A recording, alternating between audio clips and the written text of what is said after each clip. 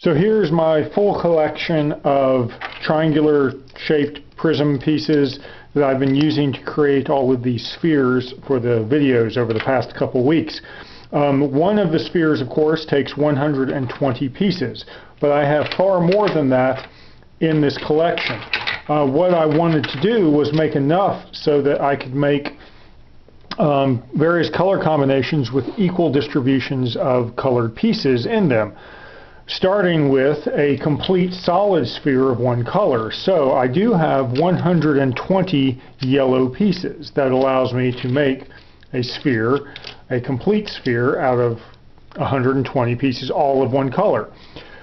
But suppose I wanted to make one out of exactly two colors. That would require two colors with 60 pieces each. So my next most common color, I believe, is red, and I made exactly 60 of those pieces. I did not make a full 120 pieces out of red. I could have, of course, and then could have made a solid red ball, but I was actually trying to limit the number of pieces I make, try to keep it at a relatively reasonable amount. So 120 yellow pieces lets me do a complete yellow sphere. If I want to do two different colors, I use 60 of the yellow pieces and then all of the red pieces, of which I made 60. What if I want to do the three-color sphere? Well, then 120 divided by 3 is 40, so I needed the next highest number of colors to be 40, and I made 40 blue colors. I think this is all of them, the dark or the true blue color. So to get an equal distribution of three colors, 40 pieces each, I use 40 of the red. I know I'm guaranteed 40 of the yellow. I know I'm guaranteed 40 of the red because I made 60 of those, and now I have 40 blue. The next color combination would be four colors with 30 each, so I needed a color with 30 pieces, and that was the orange here. And so if I have equally distributed colors, I'm now using 30 yellow, 30 red, 30 of the blue, and all 30 orange, and so forth. And I continued all the way down. I had 15 colors of filament available to me, so 15 divided into 120 gives me 8. So I have a few colors with 8 pieces in them, and so forth. But all the divisors in between, I could make certain color combinations, and I printed just enough of the next needed level of count of colors to do that. One odd quirk that I didn't realize is that I still can't make one of the most basic shapes that I had started out with. Let me pause for just one second. You'll recall in my very first video when I introduced all of this, I showed off this original distiachous triicontohedron, which is glued together, that I had made years ago with white and black pieces. 120 pieces, 60 white, 60 black. However, I actually cannot make this design out of exactly two colors with my huge collection of pieces here. Why not?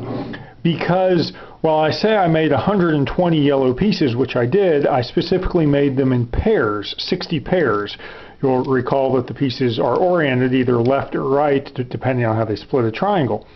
Well, so 60 pairs gives me 120 pieces, and I can completely make this yellow sphere. In the red ones, I said I made 60 red pieces, and I did, but that's out of 30 pairs of pieces, so 30 left and 30 right.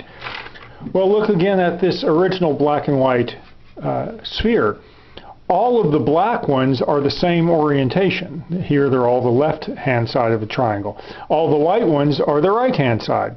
So in order to build one of these spheres, I need 60 pieces of two colors, but they have to all be the same orientation within a particular color. I have that with the yellow pieces. Since I have 120 pieces and 60 pairs, I have 60 left or 60 right yellow triangles. But I don't have that with any other single color. The red, of which I have 60 pieces, again, that's 30 left and 30 right pieces. I realized this after I finished printing all this. I went, oh, I can't even make this really cool shape just in two colors. Now I could use the 60 yellow pieces for one half of the triangle and just scatter other colors, kind of randomize it. That'd be cool, but I can't replicate this exact pattern with just two colors with the pieces I have. How many pieces do I have here? I have, I believe, 392 of these pieces. Each one takes 3 magnets embedded into them, so that is nearly 1,200 magnets I bought and slowly inserted into these things as they were 3D printed. It took me a couple weeks to print all of these pieces, but it has allowed me to create nearly all the color combinations that I've wanted to, except the most basic one. I don't know if I will go back. I might go back and say print more red pieces just so I can do that, but I already have this shape built permanently in a glued model, so I don't see really a reason to spend more time and money printing even more pieces. I do have more color combinations I'm going to be creating throughout the rest of this week, but I thought this would be a nice interlude to finally show off all of the pieces of various colors that I have, the 15 different colors that I've had. So that's it.